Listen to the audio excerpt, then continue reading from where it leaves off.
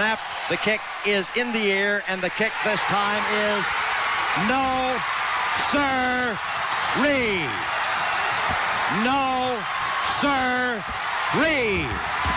Final score, Tennessee 20, Florida 17. Pandemonium reigns. You're listening to the RTI Podcast, powered by RockyTopInsider.com. Hello, everyone, and welcome in to another episode of the RTI Podcast. I am Nathaniel Rutherford, the managing editor of RockyTopInsider.com, joined, as always, by Ben McKee, our staff writer at RTI, and he's also the co-host and producer of the Swain Event morning radio show. You can catch that from 7 to 10 a.m. every single morning on Swain's app. They also stream on Periscope and Facebook Live if you want to watch Swain Event TV. It's a good way to watch it and a good way to watch and keep up with the show. Speaking of shows, thank you all so much for tuning in to another episode of this show of the RTI Podcast. If you're new, thank you so much for choosing this episode as your first episode to listen to. We've got a lot to discuss, a lot to talk about. We'll have a football talk here in a little bit. But Ben, actually, I wanted to begin with some basketball talk. Normally, during football season, we tend to say basketball for last. But this time, I want to hop into some basketball talk first because it feels a little more pertinent as far as the news and stuff that came out this week. That necessarily doesn't even regard Tennessee basketball, at least not University of Tennessee. It will affect a game later on this season, and I think it does have an interesting conversation, interesting impact on Tennessee's situation on the men's side. But we saw this week, I'm struggling to remember what day it was. I think it was Wednesday. I think it was the same day. Actually, I think it was Tuesday. Whatever, it happened earlier this week where Memphis found out from the NCAA that James Wiseman, one of their 5 stars they brought in, who had received impermissible benefits by Penny Hardaway before he was the head coach, when he was still a booster, or they viewed him as a booster, when he gave him $11,500 for moving from where he was to Memphis. They had originally said that James Wiseman was ineligible and that he was going to have to sit. Memphis fought back, and they played him for a couple games, and then they sat him down. And then the NCAA came out and said he will be ineligible for 11 more games. He's not going to be eligible to play until January, which means he'll miss Tennessee and Memphis when they play each other on December 14th in Thompson-Boling Arena. That's obviously got a big impact on that game. Memphis has not looked particularly sharp to start this season. They've looked, like they've not played with each other before. And then a lot of these guys haven't. This is a very new team. This is a new chemistry they're trying to figure out. But Ben, I think the overall kind of overarching conversation I want to have about this, and we'll tie it into some Tennessee basketball news here in a second, but there's a lot of discussion about the punishment for Weisman, whether or not it was fair or unfair, because not only does he have to sit, for the next month plus of the season, but there's also essentially the NCAA is essentially fining him. I mean, it's obviously not a fine, but they're saying he has to pay back make a charitable donation, which the whole point of making a charitable donation is being voluntary, but whatever. He has to make the same donation, the money he got, the $11,500, make a donation to a charity. Meanwhile, none of Memphis's the people who were involved besides Wiseman, Penny's not facing any sort of punishment. He's not facing a suspension, a fine, or anything like that. None of the administration or anything is. I think, to me, the biggest injustice of this all, well, for one, I think the punishment's a little too harsh for Wiseman, an 18-year-old kid who made a poor decision, but I don't understand why that decision has to result in him missing essentially the first half of the season for Memphis.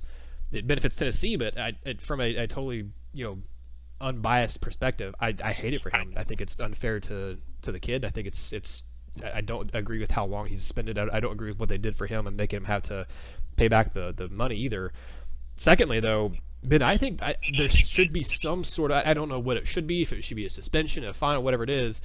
There should be some sort of repercussions for Penny Hardaway. I know at the time he wasn't the head coach of Memphis, so maybe it's difficult to really, I guess, enforce that because he wasn't the head coach when he paid the Weisman family to come move to Memphis. But it feels really, really wrong and dirty to me that Weisman is the only one suffering here. I mean, obviously the Memphis team program suffering because he's not playing, but it feels weird to me that somehow in all this, Penny Hardaway is getting off without any sort of major retribution against him. It just I don't agree with Penny or Penny not getting a punishment or no one else getting punishment except for Weisman. Yeah, I mean it's ridiculous. The reason James Wiseman is in this situation is because of Penny Hardaway, and we can debate the rule all we want. I tend to think the rule is stupid that has gotten Memphis in this situation. It's stupid to me that, at the time that Penny gave Wiseman the money, he was not, he was a booster of sorts at the time, but he had no indication that he was going to become the head coach. So at Memphis, that is. So technically, he could have been viewed as a family friend, helping Wiseman move from Nashville to Memphis, except the problem with that is that everybody knew why Wiseman was moving from Nashville to Memphis, and that is 1,000% for basketball.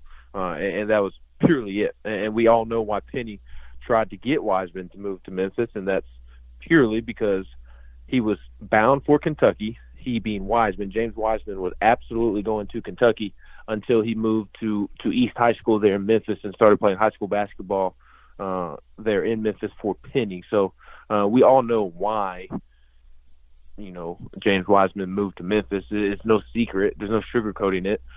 Penny did everything he could to get Wiseman to Memphis in his high school basketball program to try and steer him away from going to Kentucky. And then the moment Penny became the head coach, I mean, all bets were off. James Wiseman was absolutely going to Memphis. So, and I know people like to debate, well, Penny didn't know he was going to be the head coach or whatnot. But that time that Wiseman moved to Memphis was also the time that Tubby Smith and all that drama began. That was when the Tubby Smith experiment started to go south in a hurry, and that's when Penny Hardaway started jockeying for the Memphis head coaching job. So Wiseman is moving to Memphis. At the same time, Tubby Smith is starting to go down. Penny is starting to jockey for that position, for the head coach position at Memphis. And I guarantee you, in talking to Memphis officials, Penny Hardaway was selling the fact that, hey, if you hire me, I can bring you James Wiseman. I can get James Wiseman to campus. And how is that not, an incentive to hire Penny when he's on the verge of bringing in the number one overall player in the country? Because sure, it's just one player, but obviously one player has more impact in the game of basketball than the game of football. And on top of that, great players want to play with great players, and look what it led to. It led to DJ Jeffries and so many other players, top players around the country. Lester Quinones, just Precious Achua, just so many guys wanted to come play for Penny because of what James Wiseman got rolling. So I honestly don't think that the suspension was ridiculous in terms of how many games Wiseman got. I do think it's ridiculous that Penny isn't punished either, because he is the one that got Wiseman into this mess. He is the one that paid for Wiseman to come to the city of Memphis to play high school basketball. So I do think it is ridiculous that Penny also isn't facing a suspension of sorts or disciplinary actions. But I don't have a problem with Wiseman having to sit out 12 games and not be available until January 12th, because, I mean, $11,000 is a lot of money. And again, I'm not buying the whole, he was doing it to help his family move. Yeah, maybe part of it went to the moving fees, but I'm sorry, moving from Nashville to Memphis, does it cost $11,500? A U-Haul does not cost that much. I mean, just point blank, period. So, again, like I said, ridiculous that Penny doesn't get a suspension, but I don't have a problem with Wiseman getting as much as he got because of not only what he did, but also on the top of that, if Wiseman wants to be upset with anybody, he needs to be upset with the University of Memphis and how they handled the situation, because Memphis let social media hype them up, and yes, it is cool to give the NCAA the middle finger, but you are still going to have to face the punishment, even if you think the rules are stupid. I used the example on Twitter that even if I think the 35-mile-an-hour speed limit out in front of my neighborhood is ridiculous, I'm still going to have to pay for the ticket if I get caught speeding going 55 and a 35. Like, sure, the speed limit is stupid to have it 35 on a highway, but I'm still going to have to pay that fine if I get caught for speeding. So Weisman needs to be upset with the way Memphis handled it as well. They thought it was cool to give the NCAA the middle finger. They thought that they could get away with it, and obviously they couldn't. And that's kind of what people were saying at the time, is that, okay, cool, you can be the talk of social media in the sense that you're giving the NCAA the middle finger, but you're still going to have to face the punishment. And not only are they facing the punishment, but they're facing more of a punishment now than what they would have. Had they cooperated at first, Weisman would be able to play against Tennessee on December 14th here in a couple of weeks. But because they decided to give the middle finger to the NCAA and let social media hype them up, he's not going to be playing for a long time, and he's missing more than just the Tennessee game. So all in all, a stupid situation on Memphis's part and the way that they handled it. And I do feel bad for Weisman to a certain extent, but Memphis was reckless. Penny was reckless to a certain extent. Weisman was reckless. And here's the last thing I'll say, Nathaniel, is the NCAA wants Weisman to pay all of that money back, and not only pay it back, but give it to a charity, which is cool. But I want to know is if it cost nearly $12,000 to move from Nashville to Memphis, and the family could not afford the move from Nashville to Memphis, how all of a sudden does he have $12,000 to give back? So is this a situation to where once he pays it back and he becomes eligible again, does the NCAA check on the payment to see where the money came from? Because I promise you, well, he actually probably does have $12,000 sitting around, but theoretically he should not have $12,000 sitting around. And sure, like an NBA agent that I'm sure he already has picked out will pay it back as soon as he declares for the draft. But I that is something interesting to me, because he doesn't theoretically have $12,000 sitting around, considering the circumstances. I wonder if the NCAA checks on that in any sense. Yeah, the NCAA in this whole thing is just not even just this one specific instance, but just this whole situation with transfers and players and paying prospects, whatever. It's just a big mess. And to work this back around to Tennessee, I've seen a lot of Vol fans mention it on social media about this Weisman stuff, and with just all the other transfers I saw on I think this morning. Actually, we're recording this on Thursday night. On Thursday morning, I saw that West Virginia had an Arkansas transfer get granted immediate eligibility, even though he obviously missed the first couple games of the season, but he's been granted eligibility now, and he can play for West Virginia this year. I can't remember his name. It's some name that's hard to pronounce. Actually, hold on, I have it right in front of me here. It is Asubahuin, I think say his last name. I don't know. That he was actually dismissed from Arkansas's roster when you had all the Muslim coming in and trying to turn over the roster. He was dismissed from the team. There was for undisclosed reasons. Never said what it was. And that's fine. It's private. It doesn't need to be out there. But he was dismissed from the team. Yet he is getting immediate eligibility, whereas we've been over this time and time again on the podcast. Uros Plavsic did nothing wrong. Rick Barnes said that himself, and the preseason press conference he talked about. He's like, he didn't do anything wrong. He was just kind of doing what he was told to do. And as you've mentioned and alluded to here on the podcast before, Ben, the guy who he was tied to at Arizona State was kind of using him. Not even kind of. He was definitely using him, and Plavsic just kind of went along with it. He didn't really know any better. I know you can't. He wasn't breaking any rules or anything like that, so you can't say that ignorance doesn't excuse you from breaking the rules. He wasn't breaking any rules. Plavsic wasn't doing anything. It was he was just following around the guy that he felt like he had a relationship with, and doing what he was supposed to be doing, or doing what he was told to do. Yet you have this guy getting immediate eligibility. You have other random players getting immediate eligibility when it just sometimes doesn't make sense. Sometimes it does, but sometimes it doesn't make sense. And you have this situation with Weisman where, as you mentioned, Ben, Memphis just flipped off the NCAA. Multiple times. They thought they were cool. They tried to be the cool kid in school. They tried to pull this big prank and thought they could get away with it, but they ended up getting caught. Now they're having to pay for it. But at the same time, Weisman's not being deemed ineligible for the whole season. He's being deemed ineligible for 11, 12 games.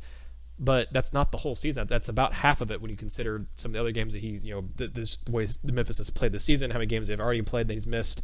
He's going to miss about half the season. Even, not really even half of it at this point. He'll miss a good chunk, but not even half. Yet, what is the deal with Plavsic? Why have they, what did he do to warrant getting his original waiver denied, his first appeal denied, and this second appeal has a very slim chance of getting accepted. So I'm assuming it'll be denied too. But then I've seen a lot of Vol fans mention, if Memphis decided to go ahead and play Weisman and they're not getting into any big trouble, at least not yet. We'll kind of see what happens with them down the line. But if they decide to play Weisman and they are not facing any repercussions where they're going to have to, vacate any wins or anything like that, why doesn't Tennessee go ahead and play Uros and then deal with the consequences later? Maybe deal with him having to, sit for a few more games afterwards, but then be deemed eligible later in the season. I don't think it would happen. I don't think Rick Barnes would do it. I think he would rather not have to deal with that headache. But at the same time, you could tell he's very upset with it when he's talked about the Uros situation in press conferences and everything. He's talked about he's been very frustrated with it. Obviously, Philip Fulmer is very frustrated with it, as you saw from his comments in the release that happened when the news came out that he'd been denied and his first appeal had been denied. Fulmer was very upset about it. Barnes is upset. You can tell Uros is upset. You can tell the players are upset because it seems like every time any of them are on camera, one of the players is dropping a free Uros. They're saying it. That one of the guys, I think Turner, said last night on the broadcast at SEC Network Plus. One of the cameramen caught him after he'd scored his 1,000 point, and the first thing he said, because Uros was right next to him, he looked at the camera and said, "Free Uros." And we've seen, I think Jordan Bowden said it after a game earlier this season. I don't think it was the Washington game. It might have been Murray State, but he said it after a game this season. So we saw the Twitter reaction from pretty much every one of Tennessee's players when the news came out that his appeal had been denied.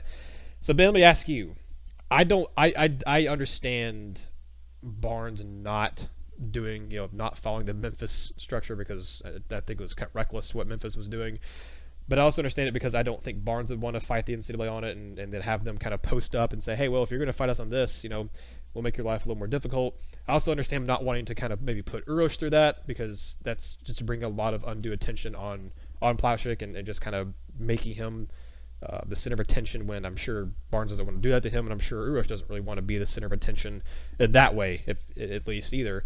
So I can understand Tennessee's decision not to do it. Same time, though, like you said, it's kind of fun to get hyped up and flip off the NCAA and then give them the middle finger and stuff. But I think if Vol fans think about it rationally and kind of pause for a minute, I think they'll see that it probably doesn't make sense in the long term to do it. Yes, it'd be fun at the time, and yes, it'd be a way for Tennessee to get some attention and say, hey, look what they're doing. But that's, for one, that's not Barnes' style. And for two, I don't know that it would be better for Plavsic's situation at Tennessee long term if they did it. But I think it's a conversation worth having, because I've seen a lot of people on social media mention, hey, why doesn't Tennessee do this? Because it doesn't look like Memphis is really going to be facing any long-term repercussions from it, so why doesn't Tennessee do it? For sure.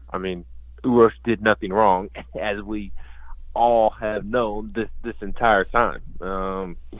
It's ridiculous to look at these other schools. Kansas with Bill Self, apparently they're on the verge of facing disciplinary for their whole Adidas situation last year.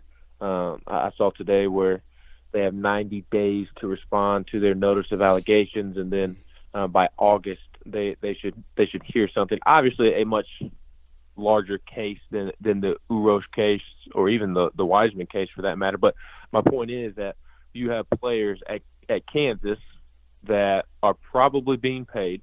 You have Bill Self, who is contributing to those players being paid. You have Penny essentially paying players. You have Weisman, who took money and only has to miss 12 games. You just have so many cases throughout college basketball. You have the player at, I believe it was West Virginia, that was granted immediate eligibility today. And if I understood the story correctly, he was kicked off of Arkansas's basketball team, dismissed from the team, transferred to West Virginia, and seeks immediate eligibility and gets it. But somebody like Uros, who had a bad handler, who was using Uros to make a buck, who was led astray, who is no longer in college basketball at the moment. Uros has to deal with that. Did nothing wrong, absolutely nothing wrong, and he has to sit out an entire season. And not only does he have to sit out for an entire season, but it's not a situation to where he can redshirt. Most situations when players redshirt, like right now, Victor Bailey Jr. is sitting out this year because he transferred from Oregon. D'Angelo Gibbs is sitting out this year because he transferred from Georgia. Those guys did not redshirt at Oregon, at Georgia, so they have a redshirt year that they can use, so they don't lose a year of eligibility. Well, Uros redshirted at Arizona State last year, which means he no longer has a redshirt, which means because he has to sit out this year, he simply loses a year of eligibility, which is ridiculous when you look at all the other cases throughout college basketball. Somebody who did absolutely nothing wrong only gets to play college basketball for 3 years. And sure, Weisman is gone after this year because he's probably going to be the number 1 overall pick. But if he wanted to, he could redshirt this year and play 4 more years after this year if he wanted to. And he took $12,000.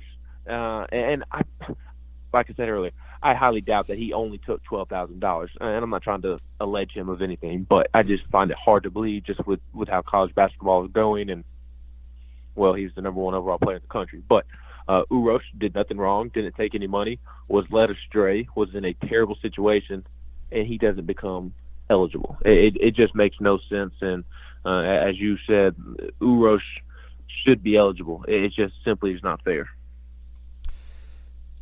Maybe we'll see him get eligible at some point this season. I mean, who knows? Now Memphis has got to, like you mentioned, the NCAA Memphis are kind of waiting on an appeal here and all this sort of stuff, and Tennessee's waiting on an appeal.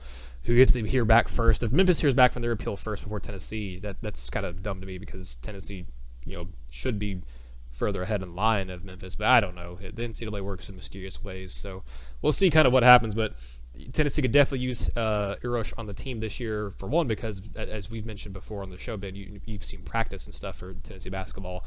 He's a talented player, and he would make a big impact on Tennessee's team. They already have low front court depth without him being on the roster.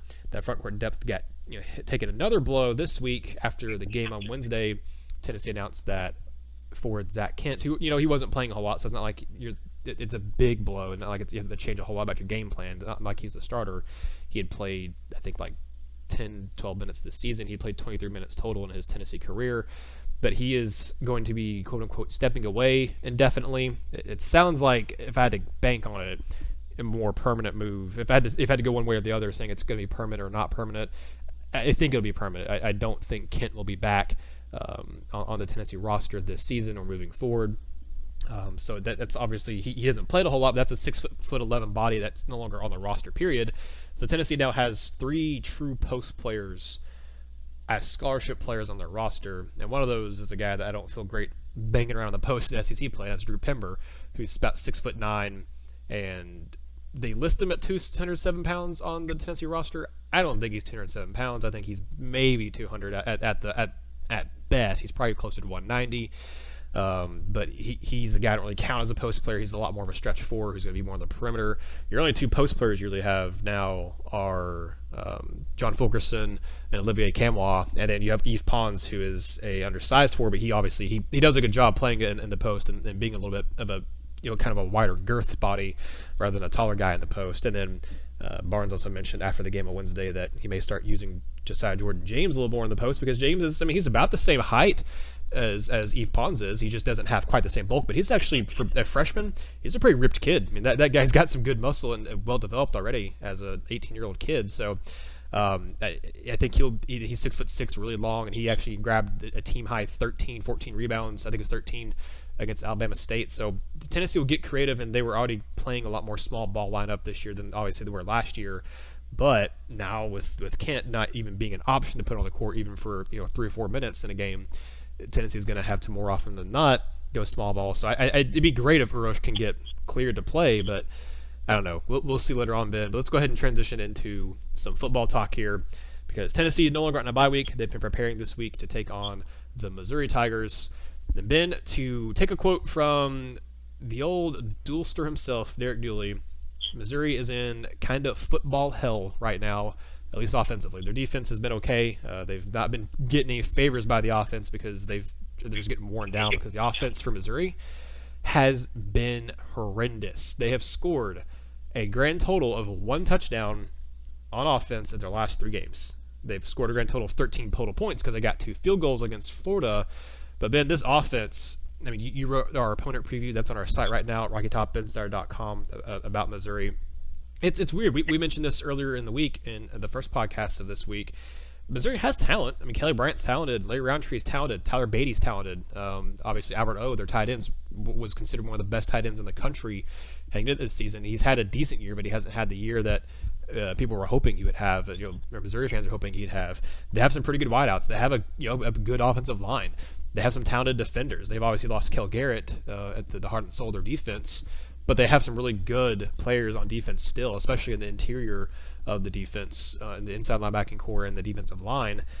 But for whatever reason, and I think there's a lot of reasons for it. There's been some injuries. There's been just, I don't know, poor execution and stuff too. But for whatever reason, they have just hit a wall. It seems like when they lost to Vanderbilt, it just took the wind out of their sails, and that's understandable. That loss should not have happened.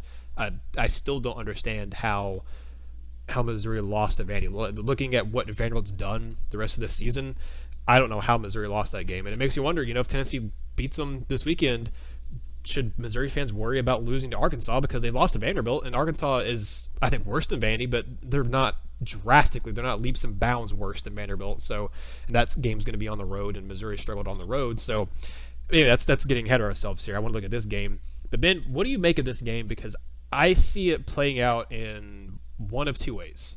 Either this is going to be a knockout, drag-em-out fight, and it's going to be just a rock fight where both teams are going to be lucky to get touchdowns, and it could be very similar to what we saw in 2015 when Tennessee won 19-8.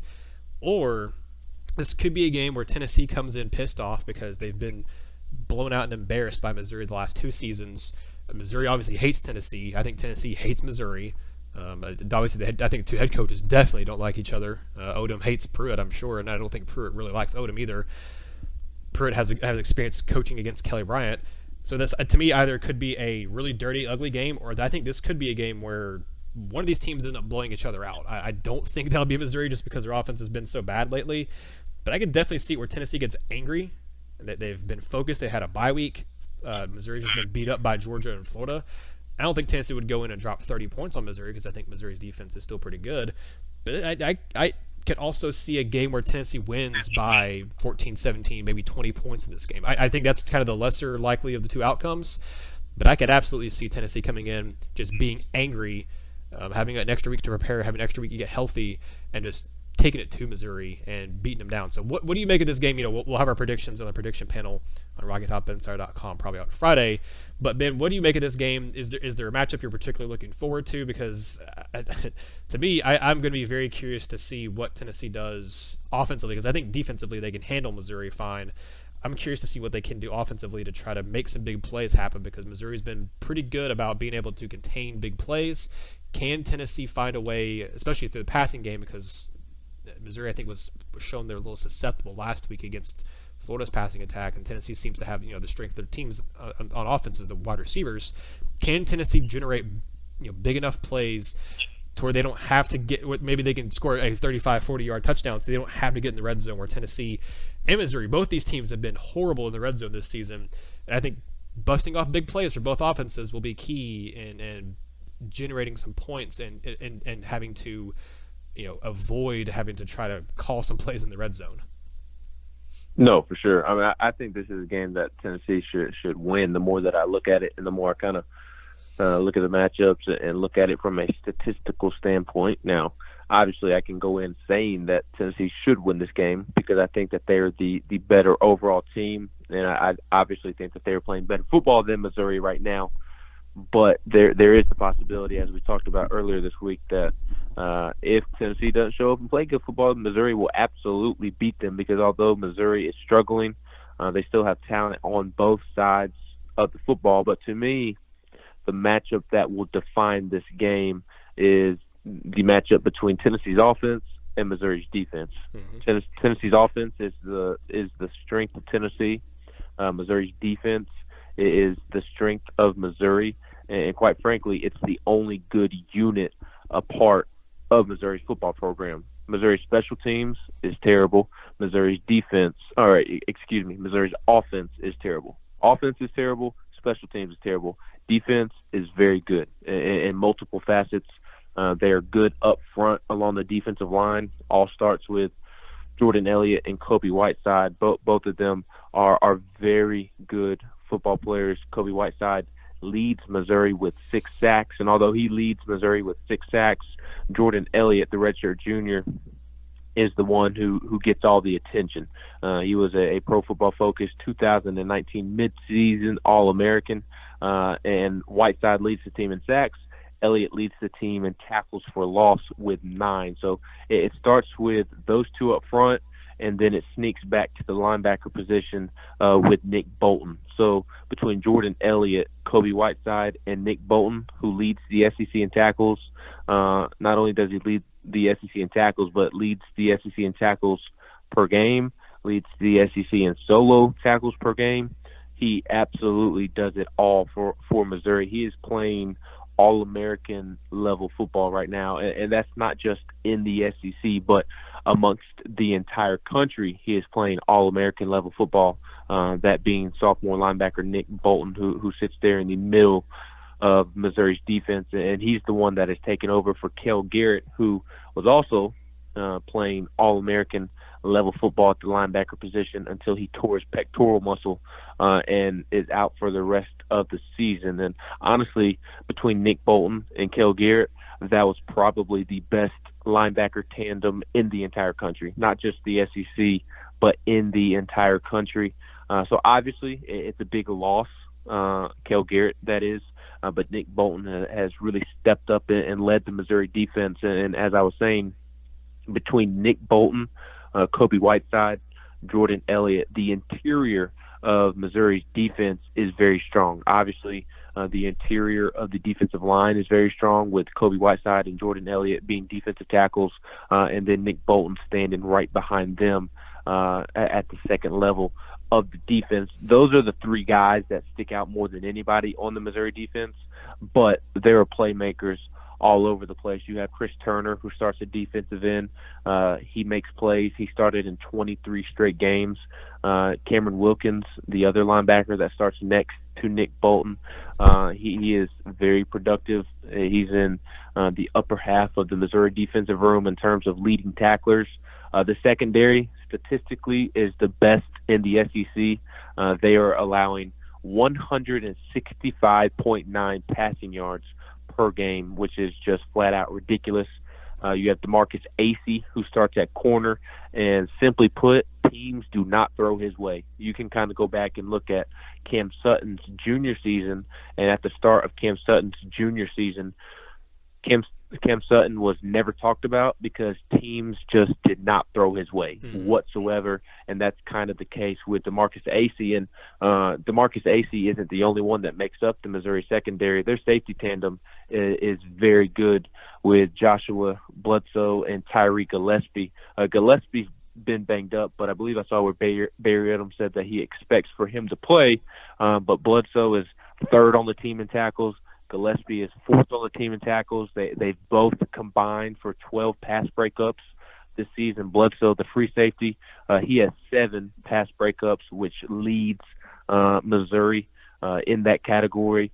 So they have a great safety tandem. They have a great corner in DeMarcus Acey, and then even their nickel corner, Khalil Oliver, he is very productive as well. So there's not really a weak link in the Missouri secondary, but the starting corner opposite of DeMarcus Acey, Jarvis Ware, a sophomore, he's very talented, but he is the one that gets picked on. You saw Florida do that against him this past weekend, and Florida was able to complete some big plays down the field because they were picking on Ware. So I expect Tennessee to target him as well with Marquez Callaway, with Josh Palmer.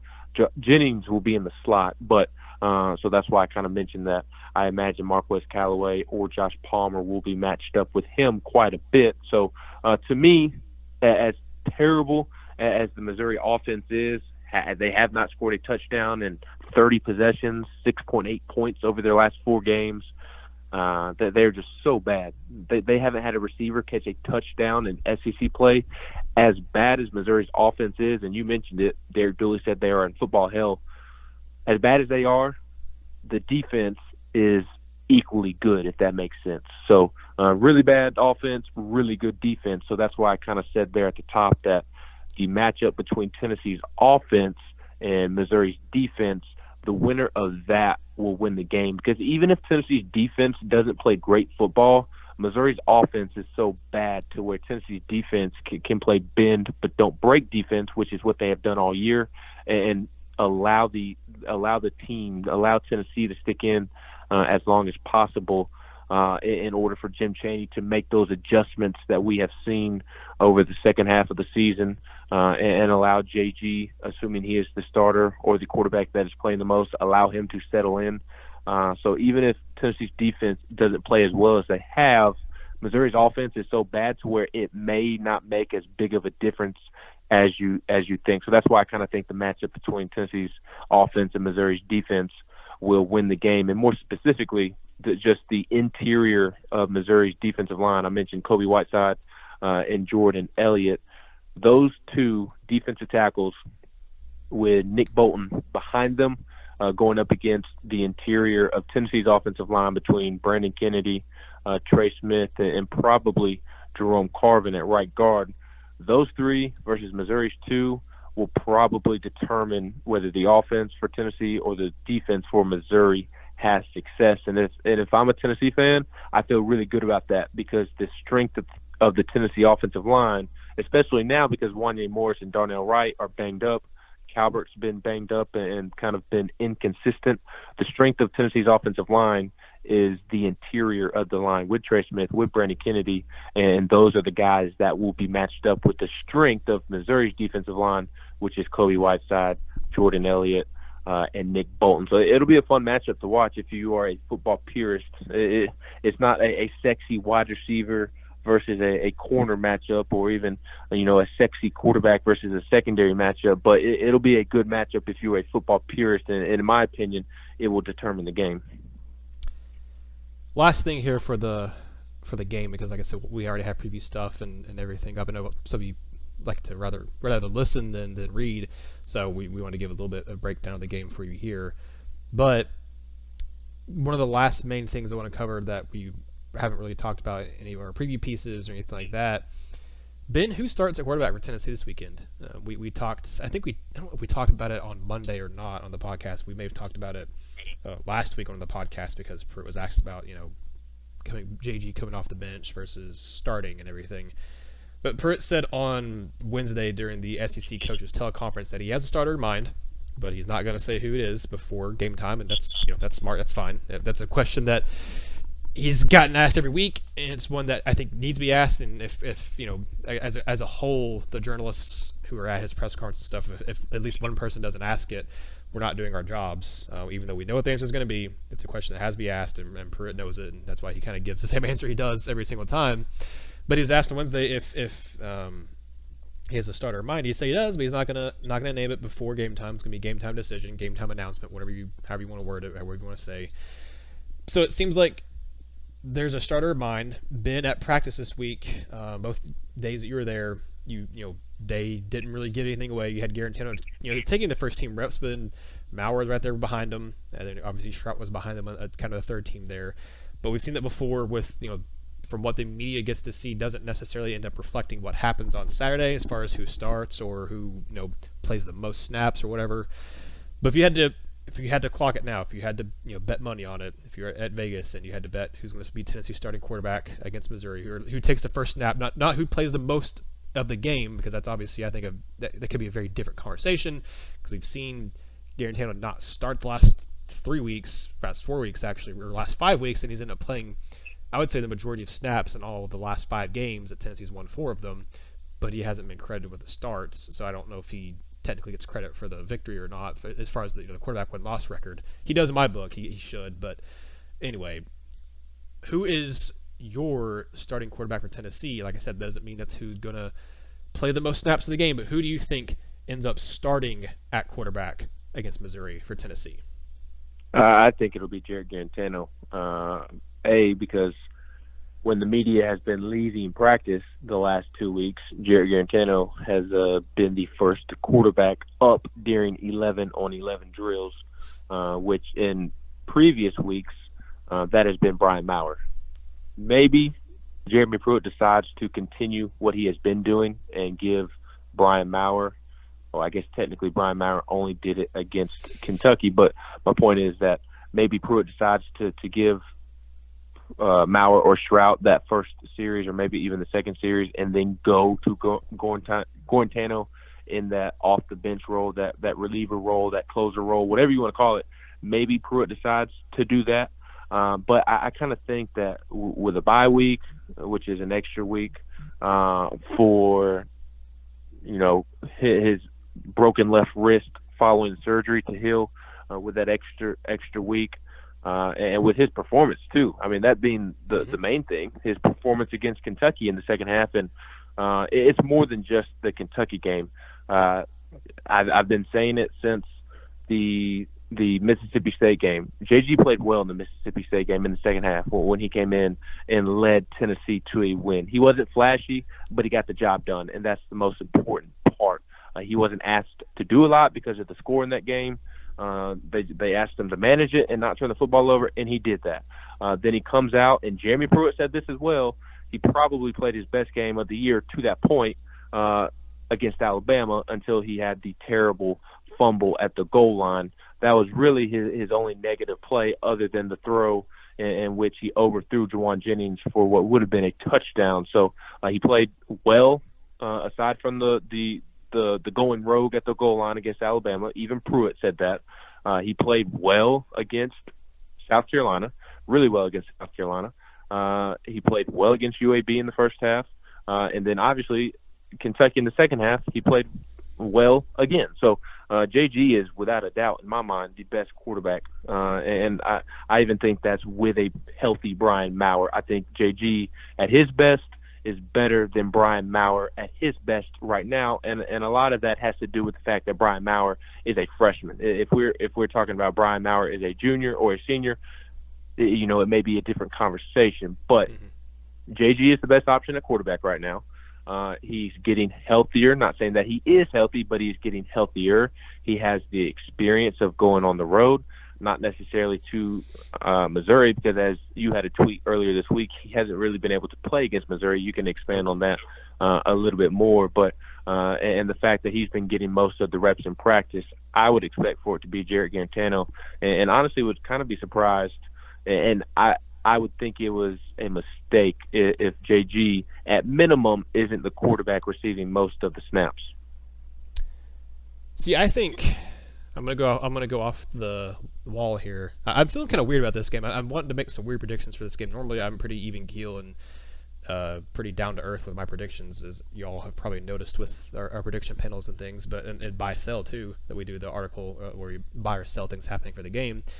I'm gonna say that Tennessee does the same thing they did against, I believe, South Carolina. Yeah, that South Carolina game where I think maybe Juwan Jennings takes the first snap at quarterback. Right? I think they have some kind of maybe package or something they do at the quarterback position for the first snap, so it's technically not Garantano taking the first snap as a starter, but I think he's playing most of the game, and I don't think he, I don't know that you end up seeing more than a couple gadget plays from Juwan or Tim Jordan or someone else. I don't know you'll see Brian Maurer play a whole lot. The only way JT Stroud's getting in this game is if both Maurer and Garantano get hurt, but I don't really think you see Maurer in this game. I don't think you start him on the road after the way he played against Kentucky. Not that he played horrible, but he obviously was not giving Tennessee the best chance to win in that game to start the game. And You put in Garantano, and he plays a lot better in the second half than what Maurer was doing. And not, like I said, not that Maurer was stinking up the place, but the coaches were getting mad at him because he was not making the correct reads for run plays. He was not making the correct reads in a lot of different ways. And he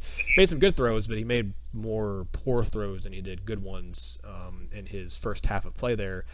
Either way, even if Garantano does or doesn't start, he's playing most of the game, in my opinion, unless he gets hurt in the game or unless he has a regression and plays poorly, because it's been the issue with him this season has been following up really good games with another really good game. To my knowledge, he hasn't really done that this year. I know Pruitt said he was playing a really good game until that boneheaded decision against Alabama. But even still, I thought he played better against Mississippi State than he did against Bama, and obviously that last play of the Alabama game clouds that entire game.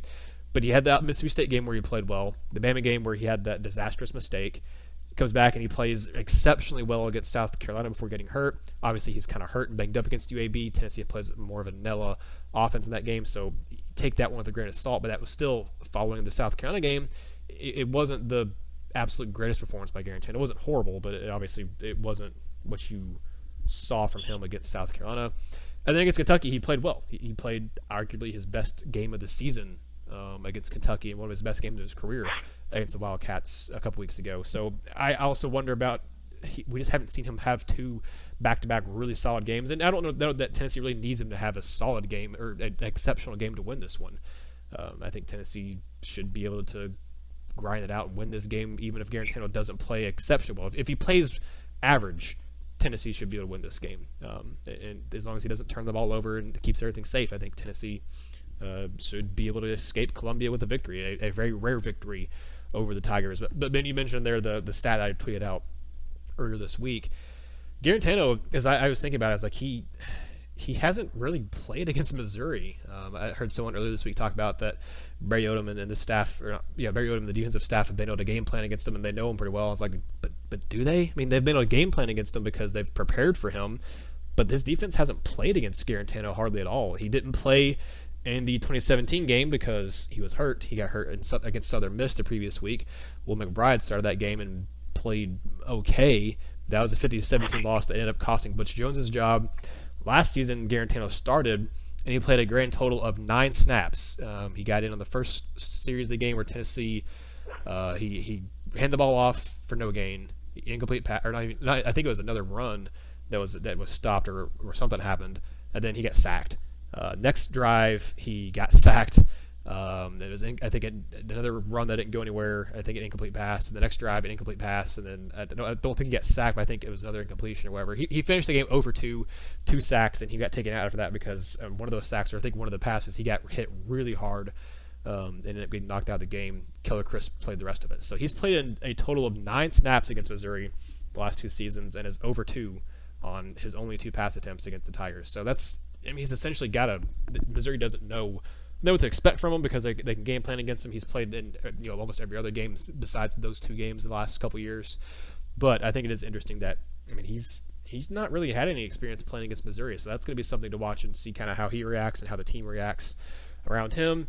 Ben, I would be remiss if we went this whole podcast and we didn't talk about Penny Hardaway, Rick Barnes, and the Memphis and Tennessee rivalry. That would have been a much more logical transition earlier in the episode, but hey, this is what it is. This is the RTI Podcast. We are anything but conventional sometimes here.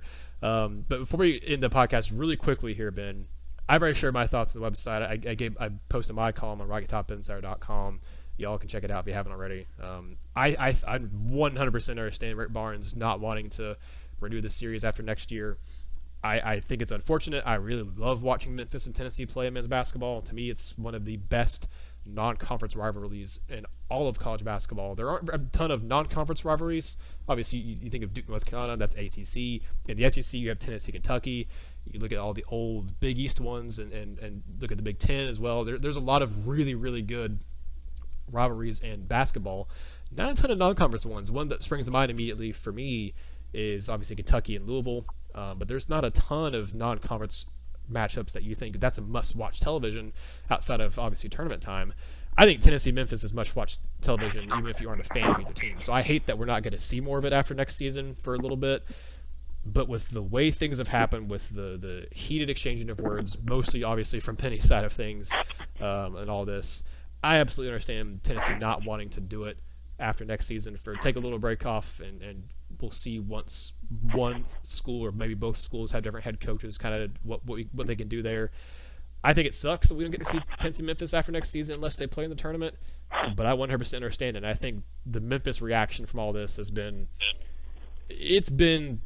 bizarre. It's been a little over the top, and that just kind of, I mean, I think it's just the fan base kind of taking the attitude and behavior of their head coach, because Penny Hardaway was over the top in his reaction last year to all of the flopping accusations of just the joke that Rick Barnes made about the balled up fist and everything. Penny had a lot of overreaction, said a lot of things that crossed some lines, and if he said those publicly, I'm not trying to, as you said earlier about Weisman and stuff, I'm not trying to allege anything about Penny here. I'm not trying to demean him. I'm not trying to besmirch him or anything like that. But if he said, imagine the stuff that he said in public, where he said blank off Rick Barnes, where he accused Tennessee's players of trying to fight when there was no video evidence of that at all, and he said there was video evidence of it, we got it on the phones, whatever, and that has never been produced. Never seen a single clip of Jordan Bone or anybody having their fist balled up ready to fight. If he said all that publicly, imagine what he has said privately to people. Imagine what he's, I don't think he said anything directly to Rick Barnes, but imagine what he said privately that's gotten back to Tennessee. I don't know of anything, obviously, but I just imagine, knowing Penny and his straight shooting attitude, and he's not afraid to say what he feels and say what he thinks. If he says those things publicly, I can only imagine what he's probably said privately and about Tennessee, about Rick Barnes, and about just Tennessee basketball in general. So I hate it, because I think it's good for the sport to have this kind of rivalry going on. But I absolutely understand Rick Barnes not wanting to pursue the Memphis-Tennessee rivalry past next season, at least for a while. Yeah, there's two truthful nuances to this storyline. A, yes, it is Tennessee and Rick Barnes deciding not to continue the Tennessee-Memphis series. That is true. Memphis fans can complain about Rick Barnes not wanting to continue the series or throw that in the face of Tennessee fans, and they are absolutely right. This is a Rick Barnes decision. Penny wants to continue the series. Well, he hasn't come. Well, I guess technically he did come out on Wednesday and say that it's good for the state and that it should be played. So by those comments, although he did not directly say it, I would assume that he does want the series to continue. But because of the way that he acted, like a petulant little child following the game last year and following the week after the game, Rick Barnes does not want to continue the series, and Rick Barnes is 100% right, or has that right, to not want to play the game. So both statements are true and can be true. The series won't continue because of Rick Barnes, but Rick Barnes feels the way that he does because of Penny Hardaway. So I think both sides are somewhat, right, and who knows? Maybe the series does continue. I kind of alluded to the fact today during the show that we all have that friend or know somebody who is in the type of relationship where on Monday, they are completely done with their significant other. They have broken up with their significant other, and then by Wednesday, they are back with their significant other, and they are going to the movies on a date. We all know somebody who is in that on again, off again type of relationship. So my point in bringing that up is that Rick Barnes feels the way that he does today, but who knows? After the 3-game original series concludes next year in Nashville, Rick Barnes maybe changes his tune on the series. Maybe instead of just not wanting anything to do with Penny, maybe his mindset changes to where, you know what? I hate Penny. I can't stand him. He was out of place. He was disrespectful. But instead of, showing it to him by not playing him, maybe I'm just going to play him on the basketball court and beat his brains in. Maybe he takes that approach to it. So my point in bringing that up is that, yes, Rick Barnes doesn't want to play today, and I want to see the Tennessee-Memphis series continue because it's great for Tennessee fans and Memphis fans, in the grand scheme of things. I think it's something in basketball that needs to be played every year because it's a great rivalry game. It is great for the state of Tennessee in regards to college basketball and basketball in general. So I do want to see Rick Barnes change his mind, and although I don't blame him for how he feels and not wanting to continue the series with Penny, there's still a lot of time that those feelings may change. He has plenty of time for those feelings to change and change his tune, and maybe the series comes back because of a change of heart.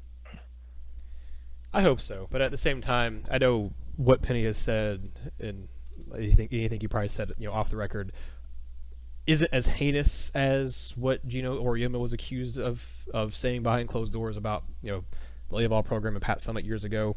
But there's a reason why that rivalry got canceled for a bit, and I think it did everyone some good to kind of take a step away and to let the temperature of the room calm down and let Vols and UConn just take a break. I think 12 years was too long, but at the same time, I mean, it takes however long it takes.